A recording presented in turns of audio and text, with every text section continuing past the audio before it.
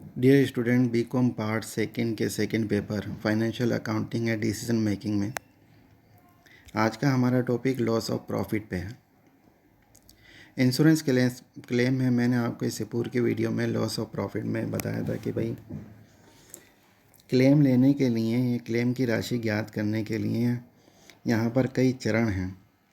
उनमें से पहला चरण मैंने आपको अपन ने शॉर्ट सेल्स कैसे कैलकुलेट की जाती है इसको जाना था।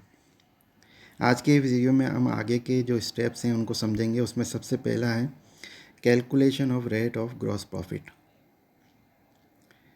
Rate of gross profit calculate करने का यहाँ पर फार्मूला दिया गया है आपको प्रश्न में जनरली नेट प्रॉफिट यानी शुद्ध लाभ, इंश्योर्ड स्टैंडिंग चार्जेस मैंने आपको बताया था स्थायी खर्चे होते हैं, और जो बीमा करा लिया गया उनका, उसे हम इंश्योर्ड स्टैंडिंग चार्जेस जानते हैं, और विक्रय। क्योंकि ग्रॉस प्रॉफिट की जो रेट कैलकुलेट करते हैं वो आप सभी कॉमर्स के विद्यार्थी हैं, आप जानते हैं कि ग्रॉस प्रॉफिट की रेट कैलकुलेट करने के लिए हमारे पास ग्रॉस प्रॉफिट होना चाहिए और सेल्स होना चाहिए। सेल्स के ऊपर ग्रॉस प्रॉफिट की रेट कैलकुलेट की जाती है। तो यहाँ पर ग्रॉस प्रॉफिट निकालने के लिए पूर्व के वीडियो मैंने आपको बताया था, it is equivalent to net profit plus insured standing charges. प्रश्न में आपको ये सूचनाएं जनरली दी जाएंगी।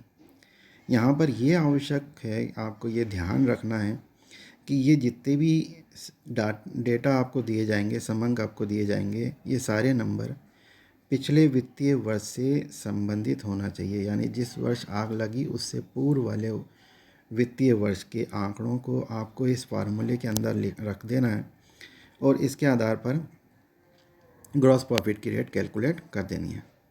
लेकिन कई संस्थाओं में ऐसा भी देखने में आता है कि वहाँ पर लॉस हो जाता है, यानी प्रॉफिट के बजाय लॉस है।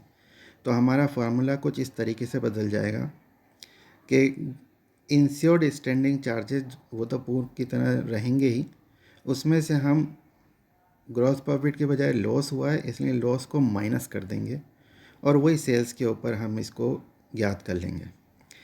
कई दफ़ा प्रश्न में ये दिया जाता है कि जितने भी स्टैंडिंग चार्जेस हैं वो सारे के सारे बीमित नहीं हैं। ऐसी स्थिति में हम हमारी जो नेट लॉस है यानी हानि है उसको भी आनुपातिक रूप से कम कर देते हैं। उसका फार्मूला कुछ इस तरीके से है कि net loss into insured standing charges oblique all standing charges. इस तरीके से हमारा जो शुद्ध हानि है उसको आनुपातिक रूप से अबीमित स्थायी खर्चों के रूप में कम कर दिया जाएगा। एक एग्जाम्पल की सहायता से हम इसको किस प्रकार से rate of gross profit calculate की जाएगी याद करते हैं। इन्होंने कहा है calculate rate of gross profit from following details for the year ended 31 मार्च 2020। आपको क्या क्या दिया हुआ है? नेट प्रॉफिट दे रखा है 50,000 रुपये का, स्टैंडिंग चार्जेस 60,000 रुपये के दिए गए हैं, अनइंश्योर्ड स्टैंडिंग चार्जेस दिया गया है, और सेल्स 10 लाख रुपये की दी गई है। जैसे कि फार्मूला है रेट ऑफ ग्रॉस प्रॉफिट निकालने के लिए net profit plus insured standing charges oblique sales into 100 किया जाएगा। नेट प्रॉफिट हमको 50,000 रुपये का दिया हुआ है, टोटल स्टैंडिंग चार्जेस 60,000 रुपये के हैं। उसमें प्रश्न में हमको ये नहीं कहा गया कि इंश्योर्ड कितने हैं, लेकिन ये बताया गया कि अनइंश्योर्ड स्टैंडिंग चार्जेस कितने हैं। तो अनइंश्योर्ड 10,000 हैं, तो हम टोटल में से इन 10,000 रुपये को घटा देंगे तो 50,000 रुपये इंश्योर्ड स्टैंडिंग चार्जेस हैं। इसको हम फार्मूले के हिसाब से इस राशियों को रख के ग्रॉस प्रॉफिट की रेट कैलकुलेट कर लेंगे, तो ये रेट 10% आवेगी। तीसरा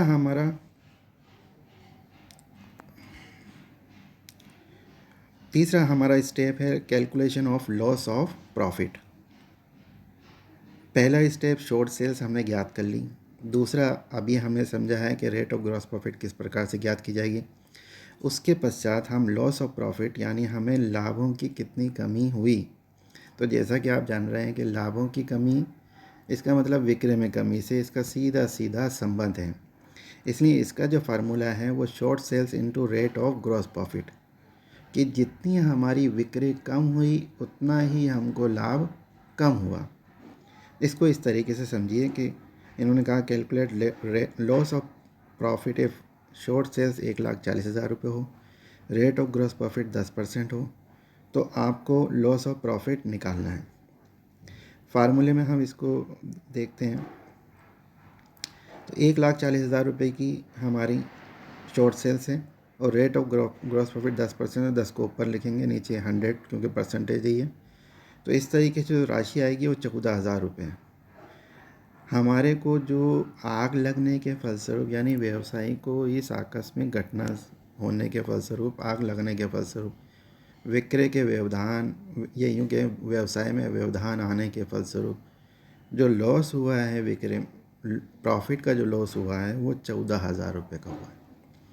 यदि व्यवसाय में अतिरिक्त कोई एडिशनल कॉस्ट नहीं है, किसी प्रकार का औसत वाक्य लागू नहीं है, तो व्यवसायी को ये 14,000 रुपये की राशि ही बीमा की क्लेम की राशि कहलाएगी। धन्यवाद।